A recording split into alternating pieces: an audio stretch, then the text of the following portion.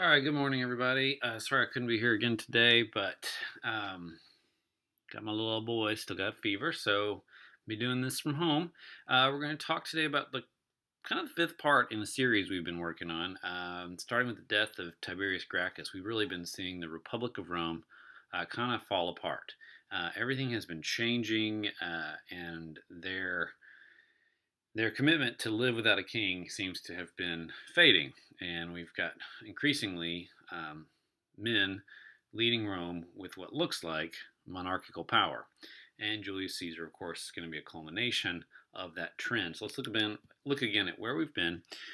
We've seen the death of Tiberius Gracchus, a reformer, being murdered in the Senate, and being murdered, importantly, probably by a senatorial mob, like not a mob of senators, but maybe like a mob of citizens roused up by the senators. And that's really important because the tension here, again, is sort of a class tension, a class conflict between the senatorial group, the old money aristocrats, and the new blood, the people, the common people, and those who don't have as much power or money in Roman government. And so that tension between the Senate, and especially ultimately between the consul or like different positions like dictator, is going to kind of define this conflict that we're looking at. Of course, it's going to go from Marius to Sulla, and then yesterday we talked about Pompey and his, kind of numerous consulships, and then his kind of unprecedented office of singular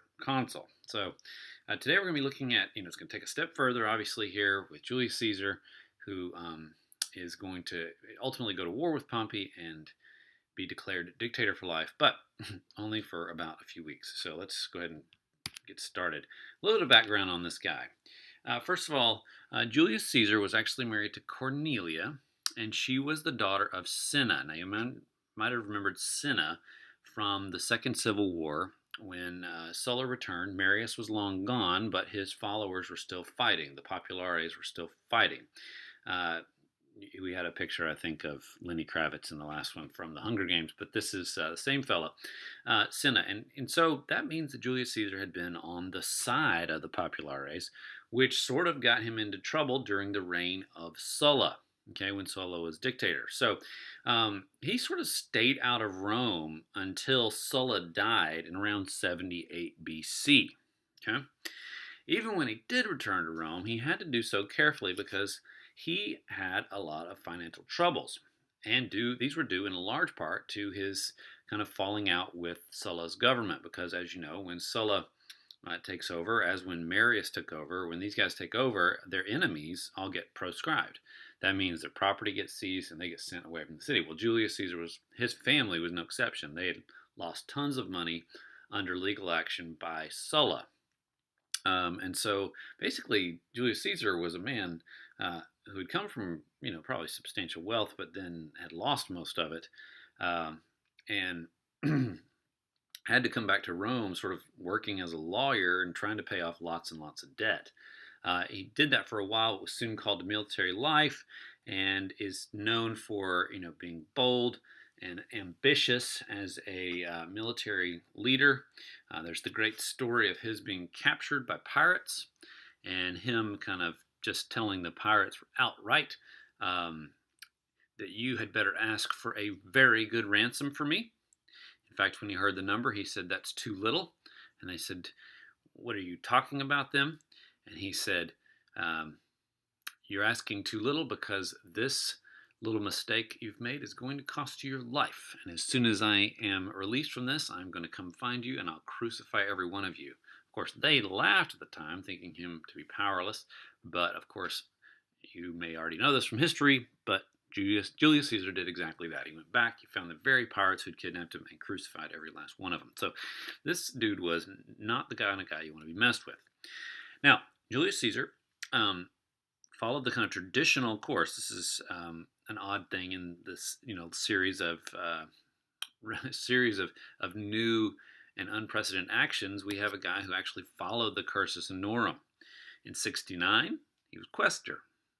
6 years later, he was Pontifex Maximus. A year later, praetor. Now, Pontifex Maximus, by the way, is not technically on the Cursus Honorum, but it sort of can be. It's like being high priest for a while, being in charge of temple matters.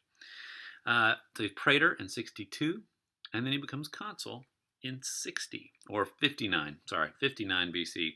60 is kind of when he goes running, and his actual year of consulship is 59, so on your sheet it says 59. Now, this was good for him. Being in the consul is good because in Roman law, certain public officials were protected against litigation having to do with debt. Okay, so if you had serious debts, which Julius Caesar did, ordinarily a person could take you to court and make you pay. But if you were a acting Roman official, a magistrate, then you couldn't be touched. You kind of had immunity. And so basically Julius Caesar needed to stay in some kind of office the entire time he was in Rome. Otherwise, he would have immediately been taken to court by his by the folks he had taken loans from. Okay, so as long as he stays in office, he's kind of got a really high line of credit. And then, like I said, he gets to be consul in 59 BC. And to do this, to actually become elected, he actually had harnessed the power of two other men and had, in the process, really created a new political instrument called the triumvirate. You know this is the first one. There's going to be another one with Mark Antony, Julius Caesar, and I forget the third guy's name. But anyway, this trio sort of got together, and they decided they all wanted Caesar to be consul. They put all of their power and all their wealth into bringing him to that way. And of course, that's mostly the power of Crassus and Pompey, or I mean the wealth of Crassus and Pompey, because Julius Caesar doesn't have a lot to throw around. But he is their guy because he kind of operates a nice middle ground. He draws in aristocrats. He draws in the common people. Well, when these folks started to act, and when they decided to make something happen, they could make it happen. And the Senate was by and large powerless. So again, you remember the tension here is between Senate and people, or Senate and representatives of the people. And these triumvirate was able to just kind of basically neutralize the Senate, turn them into like a kind of ineffective body of government that just had to sit by and watch the triumvirate do what it wanted. Now, for a long time, people didn't really actually know that this was an official group. Not until they came out publicly in support of legislation that kind of harkened back to the Gracchi brothers. They basically, Julius Caesar had a bill that he wanted to get passed, and it was very similar to the Gracchi brothers. It advocated for the widespread redistribution, forced redistribution of farmland back to Roman farmers. So when he tried to pass that, that's when the triumvirate kind of came out and made itself known, and at that point everybody knew what was going on. Now, a little bit of back about the triumvirate here. I skipped this point. It's letters A and B under number 1.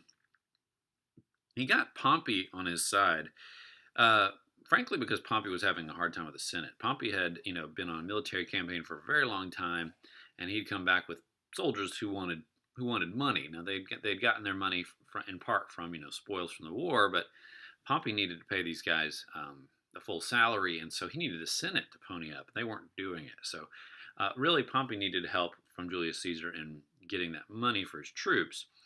Crassus and Caesar had long time been political allies, and Caesar kind of, they were constantly owing one another favors, constantly helping each other out politically. And so that's sort of the basis for this relationship. The odd thing is that Crassus and Pompey were on completely opposite sides of the political spectrum. They were, Crassus was the aristocrat. He was the old man. Pompey was the new man. That's, again, why this triumvirate worked so nicely, is because in the middle you got Julius Caesar, who kind of appeals to everybody. So eventually it was decided they should disband and pursue their own interests as proconsuls, okay, in various parts of the Republican holdings outside of Italy. Well, so what they did was they arranged for Pompey and Crassus to be mutually elected to the consul at 55 BC. So that means they've been running the show for about 5 years. Okay. So in 55 BC, they arranged for Pompey and Crassus to be elected consul one last year, and after this, they each assigned themselves commissions as proconsuls in different provinces of the Republic. Julius Caesar goes to Gaul and conducts the famous Gallic Wars, about which he has written and you may have already read in some of your Latin courses. Crassus goes off to Asia Minor to continue dealing with problems there. Mithridates is not yet dead, and so he's actually out there causing some trouble still. And Pompey is supposed to go to Iberia, Spain, Hispania. The only problem is he really doesn't. He actually kind of does a U-turn, and as soon as Caesar and Crassus are firmly ensconced in their provinces, he just turns around and comes back to Rome. Okay?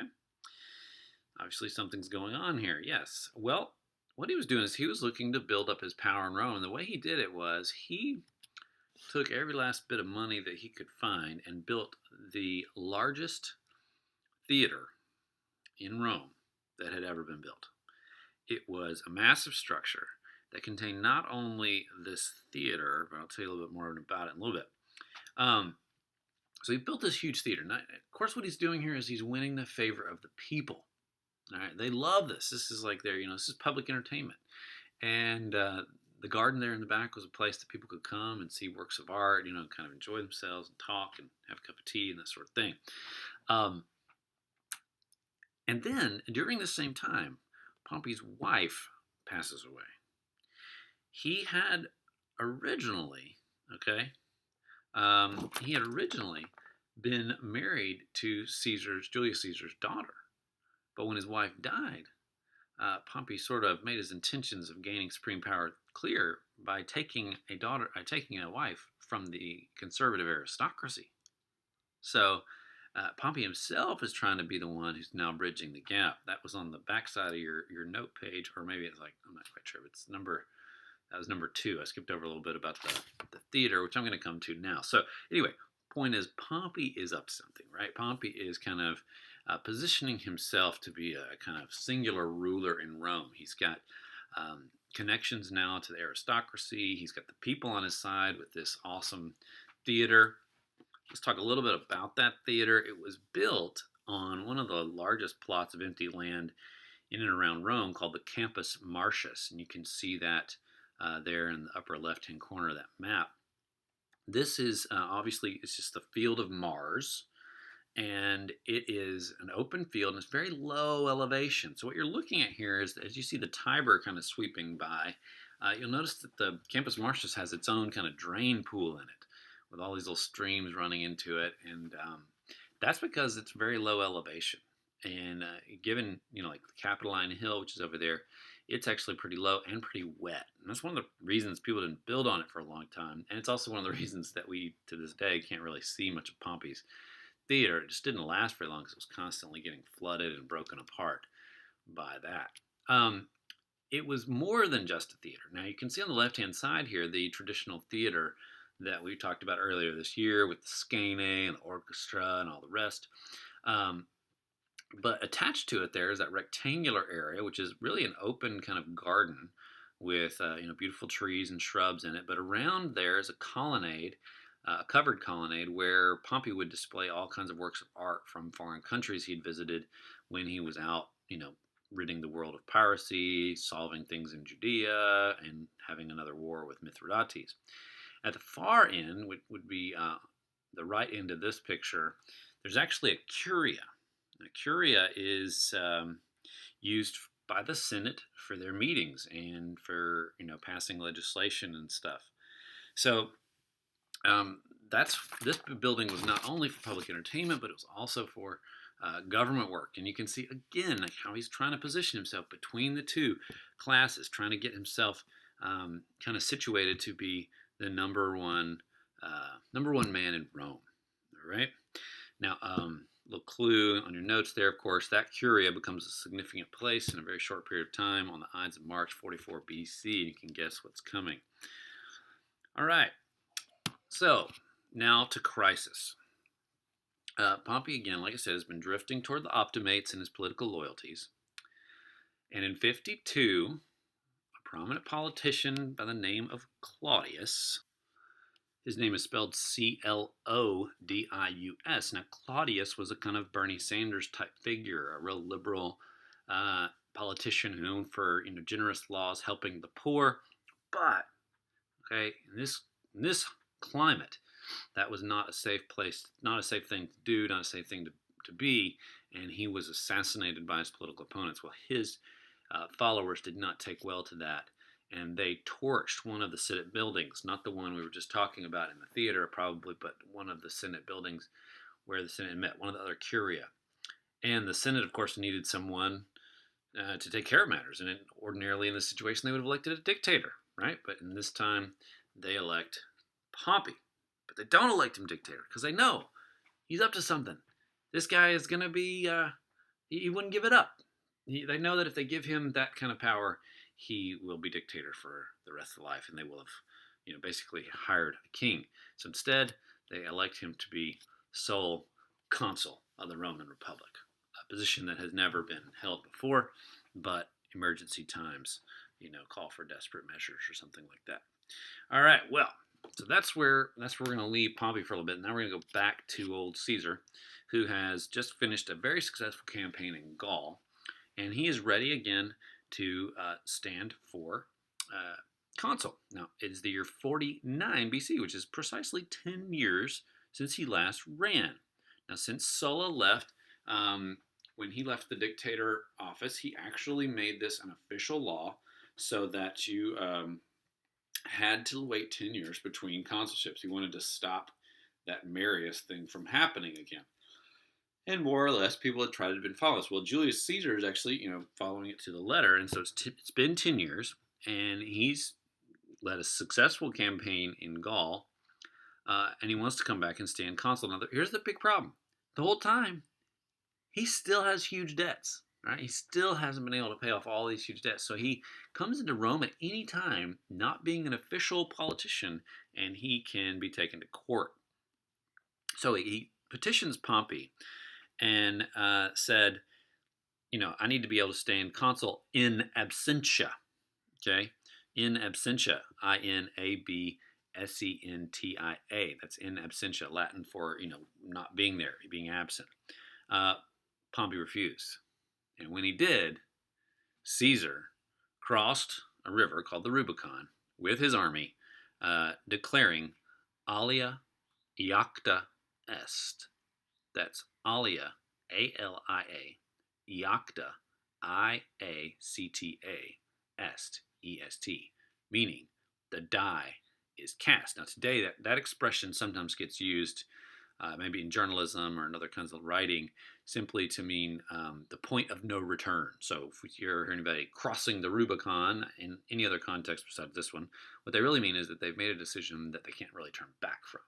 Okay, so I sold everything I own and took my guitar in a VW van and went out on the road, crossing the Rubicon into a life of, as a touring musician, something like that. Okay, anyway, so he crosses the Rubicon. He's headed back, and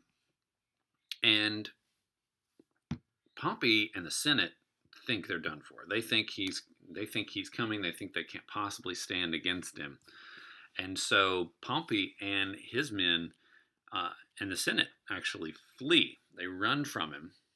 And so the battle between the two doesn't actually end up taking place in Rome. It actually ends up taking place in Pharsalus, which, as you can see, is at the bottom right-hand corner of the kind of the polygon there.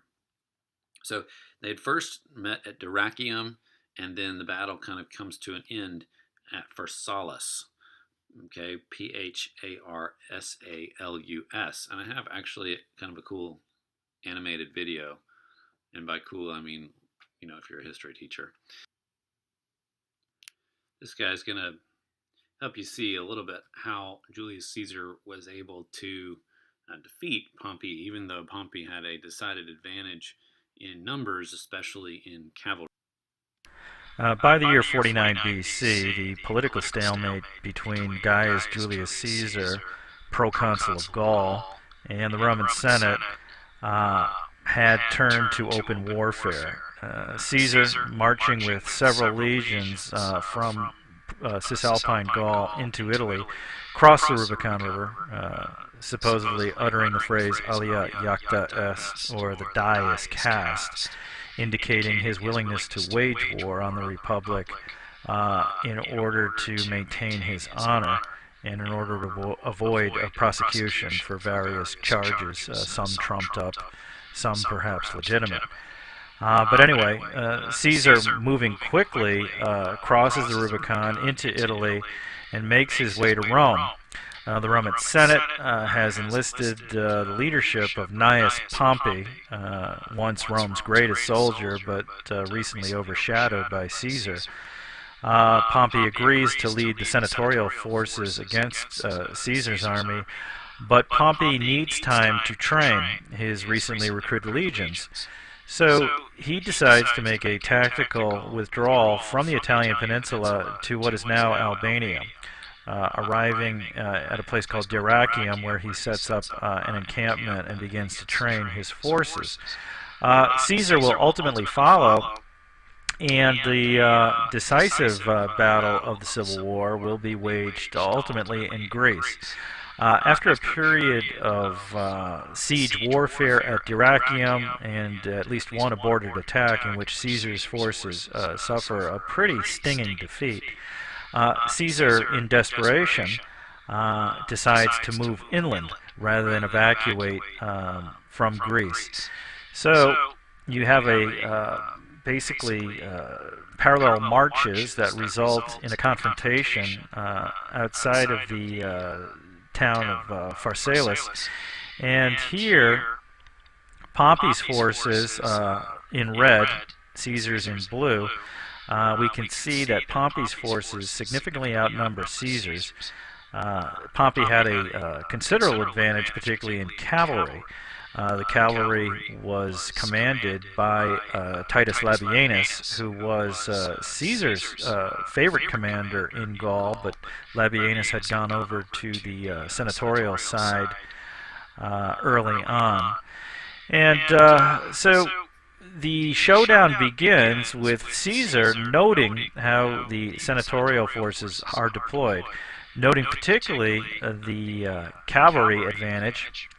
Caesar decides at the last minute to order several cohorts of his third line to form a fourth line of infantry backing up his outnumbered cavalry.